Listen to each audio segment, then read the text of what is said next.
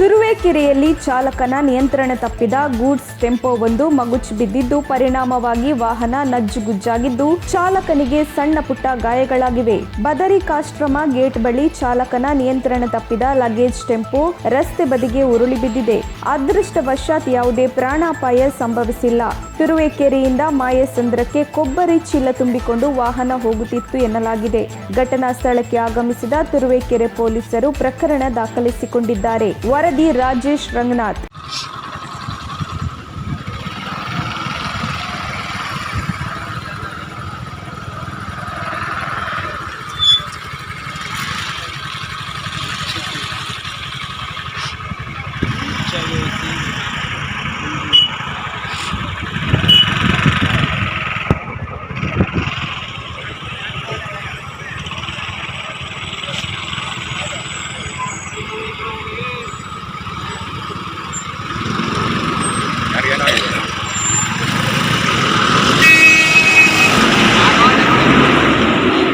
ತಕ್ಷಣ ಬೇಕಾಗಿದ್ದಾರೆ. ತುಮಕೂರಿನ ಹೆಸರಾಂತ ಕಂಪನಿಯಲ್ಲಿ ಗುತ್ತಿಗೆ ಕಾರ್ಮಿಕರಾಗಿ ಕೆಲಸ ಮಾಡಲು ಯುವಕರು ಬೇಕಾಗಿದ್ದಾರೆ.